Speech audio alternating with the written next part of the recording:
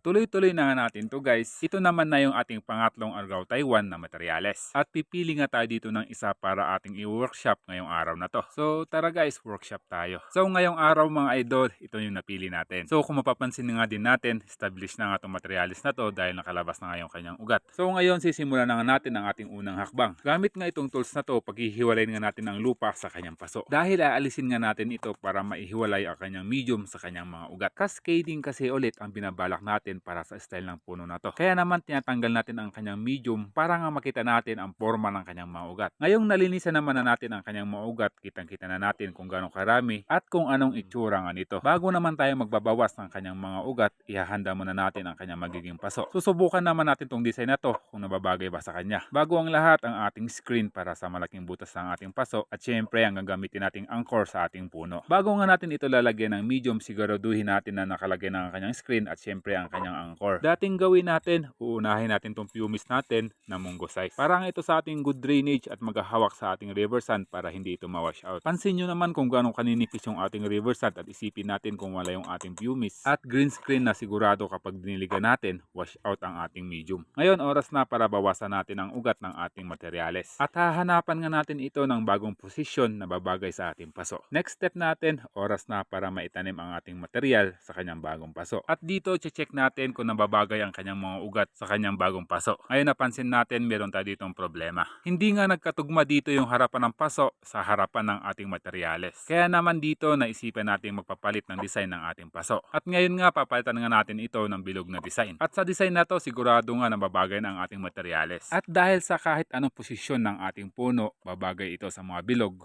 na mga paso. Kita nyo naman ngayon mga idol ang pinagkaiba sa dating paso na ginamit natin. Ngayon kitang-kita ng harap ng ating paso at harap ng ating materyales. Bago nga natin ito ipagpatuloy, siguraduhin muna nating higpitan natin ang ating anchor. Para nga siguradong nakasecured nga ang ating puno sa kanyang paso. At ngayon oras na nga para tuluyan na nating maitanim ang ating materyales sa kanyang panibagong paso. Ginamitan natin ito ng chopstick parang pangsiksik sa mga medium sa loob ng mga ugat. Naniniguradong lahat nga ng mga ugat ay may medium. Ito na nga guys yung kinalabasan ng ating pagtatanim sa kanyang bagong paso. Napaka-solid, di ba mga idol? Mas nababagay nga sa bilog na paso kumpara nga sa square na nilagay natin kanina. At ngayon dadako naman tayo sa ating susunod na hakbang. Dahil simula nga ngayon ititrain na natin to bilang ganap na bonsai. Pagtanggal nga ng mga unwanted branches ang gagawin natin, kasunod nito ang pagde-defoliate ng kanyang mga dahon. Makakatulong ang pag-defoliate para hindi tayo mahirapan sa pag-wire at tumutulong nga rin ito para nga palapitin ang bawat nodes ng ating mga sanga. Huling step natin ang pag-wire ng ating mga bagong sanga. Paraan nga ito para malagyan ng sayaw o forma ang ating mga branches. Gayun na nga rin para maitama ang bawat node sa tamang posisyon nito. So yun guys, ngayong araw nakagawa na naman tayo ng isang obra. At ganito na nga ang kinalabasan ng materialis na to sa ating pag-workshop. Sa pagliko ng kanyang branches, sinundan lang natin ang sayaw ng kanyang puno. At dito nag-iwan lang tayo ng dalawang sanga para sa kanyang first branch at sanga na magtutuloy sa kanyang trunk line. So ayan nga guys, tapos na naman yung ating pangatlong Argao Taiwan na materialis.